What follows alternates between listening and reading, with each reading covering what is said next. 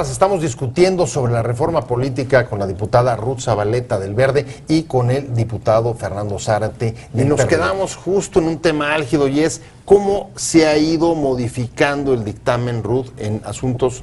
Es una reforma capital porque tiene que ver con instituciones políticas, porque incluye desde la reelección, autonomía de la PGR, como tú decías hace un momento, también asuntos electorales como los umbrales para mantener el registro de los partidos, para anular elecciones y, por supuesto, la pieza central, que es la creación del Instituto Nacional de Elecciones para sustituir al Instituto Federal Electoral, pero sin desaparecer a los órganos locales. ¿Cómo te imaginas el concurso de fuerzas en el Senado y el apoyo que pueda llegar a tener esta reforma ahí finalmente en el Pleno?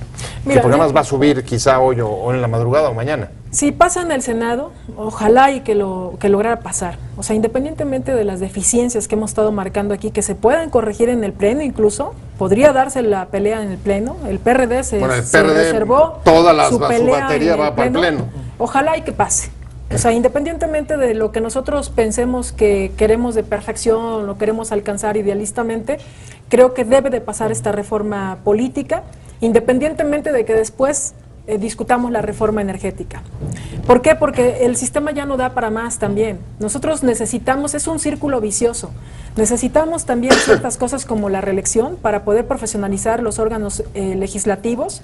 Como bien lo decía hace un rato Corral, lo estaba yo escuchando, no es un asunto nada más de preservar el profesionalismo de quienes integran el órgano, sino lograr la verdadera autonomía y el control del poder hacia el Ejecutivo y el equilibrio de poderes. O sea, hemos aspirado durante muchísimos años a que la consolidación democrática te iba a permitir tener un equilibrio de poderes y el pluralismo, la integración plural de las cámaras iba a permitir este equilibrio de poderes. No se ha dado. O sea, tenemos deficiencias, tenemos graves problemas. ¿Por qué? Porque te falta también que los diputados, los senadores tengan otras herramientas que no te las da, no te las da nada más la teoría, no te las da nada más la experiencia de 1 año, 2 años, sino te da la posibilidad de que vayas retomando el poder dentro del mismo poder legislativo. Pues, entonces, por ejemplo, de verte mucho más a la ciudadanía que al líder es un círculo del partido, vicioso al coordinador de la fracción. Tú necesitas esta reforma para que sigamos avanzando, aunque sea 2 pasitos, pero necesitamos avanzar.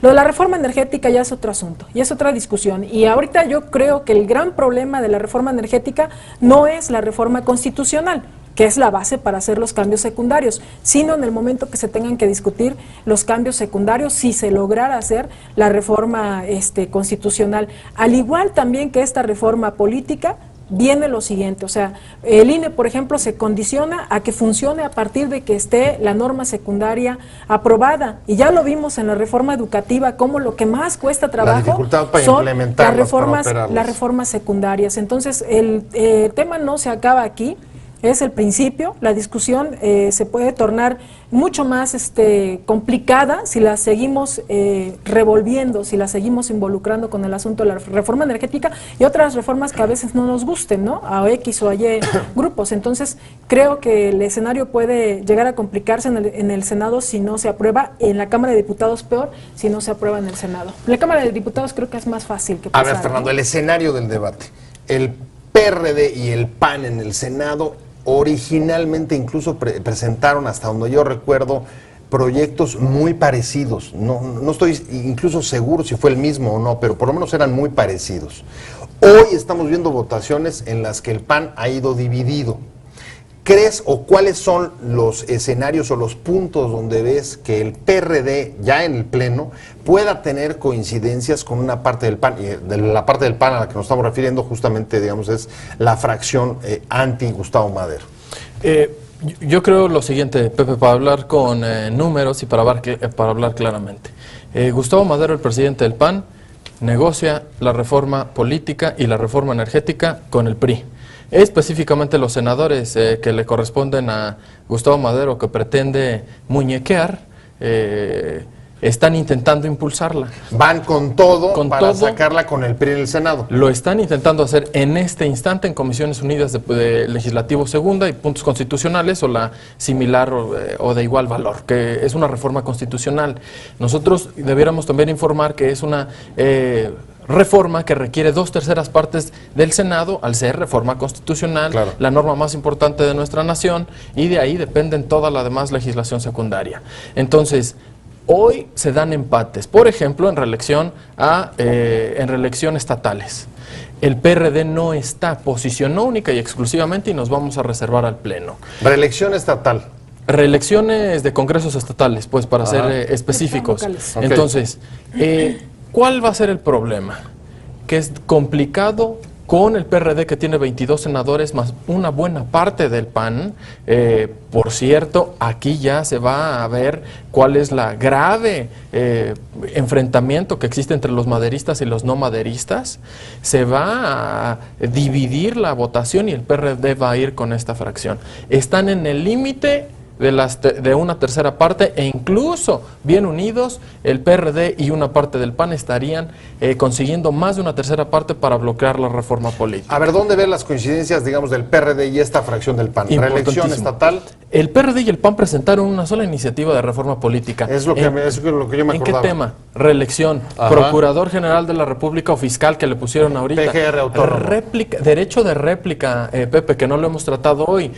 Propaganda gubernamental, fiscalización. Segunda vuelta. Segunda vuelta, que ni siquiera está dentro de la Bueno, discusión actualmente. segunda Está bien el vuelta. documento, pero está descartado. El PRI dijo que no iba Que con la no segunda iba a vuelta. segunda vuelta. Para nosotros la segunda vuelta es trascendental. Pero sí están las coaliciones de gobierno. Están pero las coaliciones de gobierno Que ha Potestativas. funcionado muy bien con el pacto. Claro, son potestativas, es decir, es la facultad del presidente ir a un gobierno o no. Y nosotros pensemos, ¿con qué votación fue electo el presidente de la República? Menos del 25% de toda la población, que el 25% de toda la población está gobernando. Por eso se requieren gobiernos de coalición para llegar al 50% más uno. O cuando menos ese era el discurso, hay que construir mayorías. ¿A poco el 25% o el 20% con el que ganó Erubiel en el Estado de México es suficiente para la O con el que legitimación para ganó el López gobierno? Obrador aquí en la O con el ciudad, que por ganó ejemplo. López Obrador en la ciudad, o con O de la Marcelo supermayoría que ganó No, bueno, ninguno. Miguel Mancera. La verdad es que ninguno. Pero, a ver, Ruth, esto me preocupa lo que está sugiriendo Fernando. A ver, entonces, el presidente y el líder del PRI en el Senado habían dicho, tenemos los votos para sacarla sin el PRD. Si se produjera, como está sugiriendo Fernando, una división dentro de el PAN, ¿tú crees que entonces no se cumpliría? Yo creo que no dijeron eso, Pepe, en principio. Yo creo que el pacto les daba para pensar que sí tenían los votos de todos. O sea, ¿por qué? Porque en el pacto estaban discutiendo otros temas que no necesariamente era nada más reforma política y reforma energética. Creo que se le estaba apostando a un proyecto de nación diferente, o sea, 15 años, 20 años, un proyecto de estadistas. Entonces, para mí, o sea, la situación de la salida del PRD del pacto es sorpresiva, primero. Segundo, ¿por qué? Aunque me hagan caras aquí, Fernando, porque yo soy una apoyadora del pacto, porque para mí era fundamental que los tres partidos políticos que tienen la posibilidad de tener la mayoría dentro de las cámaras pudieran estar de acuerdo en lo fundamental para cambiar la trayectoria de nuestro país en el tema económico, social y político. Eso es lo que alteró finalmente la ecuación, Ruth. Sí, A ver, la hay un verdad. tema fundamental aquí. No se esperaba que eso salieran del pacto. Se nos está yendo el tiempo, perdónenme. Consulta popular. Nos está a punto de caer la guillotina, pero te juro, Fernando, que vamos a seguir Consulta con esta popular está discusión. aprobado. No. Y lo discutimos en el segundo tiempo de otro programa. Muchas gracias, Ruth Zabaleta, diputada del Verde. Muchas gracias, Fernando Zárate. Perdón, le quedé debiendo la palabra a Fernando Zárate, se la vamos a pagar en una próxima invitación. Y sobre todo, gracias a usted por habernos acompañado en Opiniones Encontradas. Nos vemos, nos escuchamos mañana a esta misma hora. Y recuerde que solamente como ha sucedido hoy, contrastando puntos de vista, es que se forma la opinión pública. Muchas gracias y hasta mañana.